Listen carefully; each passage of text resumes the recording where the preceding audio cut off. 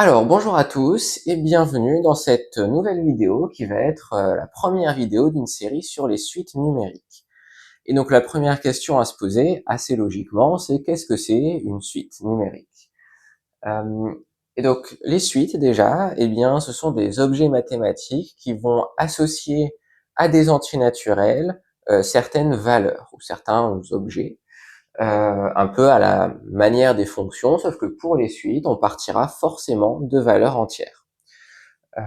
Et donc on dit que c'est des suites numériques parce que les valeurs qui sont associées justement à 0, 1, 2, 3, etc., eh bien ce sont des nombres. Donc par exemple, là on pourrait définir une suite telle que u de 0 c'est égal à 1, et puis u de 1 c'est égal à 3, et u2 c'est égal à moins 3, et ainsi de suite. Et donc ici, bah justement, là, avec ce petit exemple, j'ai commencé à introduire la façon dont on note les suites. Généralement, on les note avec une lettre, indice n. Et donc généralement, c'est u indice n pour les exemples dans le cours ou les notations qui sont principalement utilisées. Et il y a une différence entre un sans parenthèse et un avec des parenthèses. Et donc, quand on parlera de un avec des parenthèses, on parlera de la suite dans son ensemble. Et quand on ne mettra pas de parenthèse, eh bien, ça voudra dire qu'on parlera du terme de la suite U au rang n. Parce que ici, UN, en fait, bah, c'est la valeur de la suite au rang n, petit n, qui peut valoir 0, 1, 2, 3, peu importe. Et donc, en fait, c'est un petit peu la même différence que pour f et f de x. F, c'est la fonction dans son ensemble, tandis que f de x, c'est la valeur prise par f en x. Donc, c'est un nombre. Donc, en fait, ici, un et f de x, ce sont des nombres, alors que un avec des parenthèses, c'est une suite, et f tout court, c'est une fonction. Donc à l'oral, évidemment, ça s'entend pas quand on dit un s'il y a des parenthèses ou non, mais dans une copie, il faudra faire attention à mettre des parenthèses quand il faut et à ne pas en mettre quand il ne faut pas. Et donc maintenant, si on revient à des choses un petit peu plus concrètes et moins subtiles, il y a deux grandes manières de définir les suites. Il va y avoir les définitions qu'on appelle explicites et les définitions par récurrence. Et on va commencer par le premier cas. Donc, pour la définition d'une suite de manière explicite, eh bien, l'idée, c'est de donner une formule pour un en fonction de n. Donc, par exemple, n carré plus 1.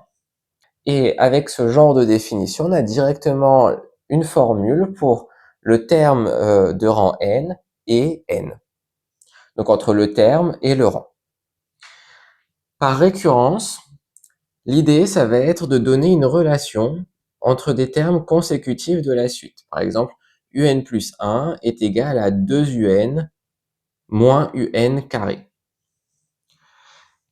Et il faut donner, dans ce cas-là, et on va comprendre pourquoi après, une valeur d'un des termes. Donc généralement, on commence par le premier. Donc par exemple, on va dire que u0 vaut 3.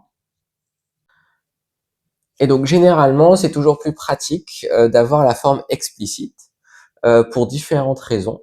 Mais la principale, c'est que si on veut accéder, par exemple, au terme de rang 10, par exemple, donc U10, eh bien, on peut directement le calculer. Tandis que là, ce sera pas possible. Il faudra d'abord calculer, enfin, passer par tous les rangs intermédiaires. Et donc là, bah, justement, pour évoquer ça, on va se demander, dans les deux cas, quelle est la valeur de U3? Eh bien, pour la définition de la suite de manière explicite, c'est assez simple, hein. Comme j'ai dit précédemment, il suffit de remplacer n par sa valeur. Donc là, en l'occurrence, 3. Et donc, on a 3 au carré plus 1, donc 9 plus 1, autrement dit 10. De l'autre côté, on n'a pas de façon d'accéder directement à U3. En fait, si on voulait accéder à U3, on tomberait sur U3 est égal à 2U2 moins U2 au carré.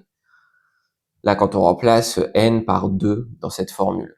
Sauf que bah, U2, on le connaît pas. On connaît simplement que U2 c'est égal à 2U1 moins U1. Donc en fait, on va être obligé de calculer U1 à partir de U0, ensuite U2 à partir de U1, et seulement ensuite U3 à partir de U2. Donc déjà pour U1, on a 2U0 moins U0 au carré. Donc ça fait 2 fois 3, 6. 6 moins 3 au carré, donc moins 9, ce qui fait moins 3. Ensuite, U2, on a donc 2U1 moins U1 au carré. Donc ça fait moins 6 moins 9, donc moins 15. Et pour U3, eh bien on a 2U2 moins U2 au carré. Donc ce qui nous fait donc moins 30, moins 15 au carré, donc ça fait moins 225. Et donc au total, on a moins 255. Et donc on voit, je commençais à dire que généralement c'est plus pratique d'avoir la définition explicite, et là on comprend tout de suite pourquoi.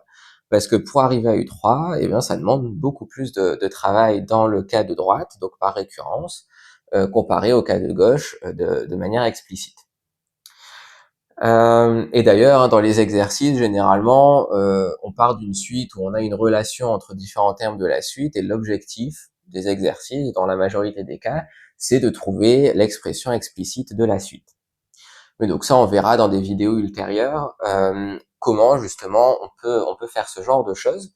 Là, on va, avant de terminer, hein, on va quand même évoquer une dernière chose, c'est que la représentation des suites, la représentation graphique des suites, eh bien, ça va être des nuages de points.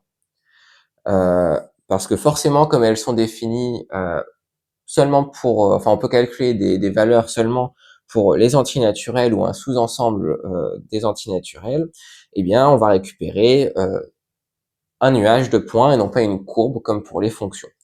Et donc, après, le nuage de points, il peut avoir des formes très variées, hein. Ça dépend de la suite.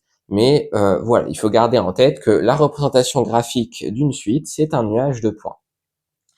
Et donc, avant de terminer cette vidéo, je vais vous proposer un petit exercice où on va prendre une suite Vn qui est définie par V0 est égal à 2. Et puis, on va dire que Vn plus 1, c'est égal à 2Vn plus 1. Et donc, je vais vous demander de trouver la valeur de V4. Et donc, une fois que vous avez trouvé la valeur de V4, vous pouvez la mettre en commentaire et je vous dirai si vous avez trouvé la bonne réponse. Et donc maintenant, on va s'arrêter là pour cette vidéo. Donc j'espère qu'elle vous a été utile d'une manière ou d'une autre. Si c'est le cas, n'hésitez pas à laisser un j'aime à la vidéo et à vous abonner à la chaîne. Et puis je vous dis à très bientôt pour une prochaine vidéo.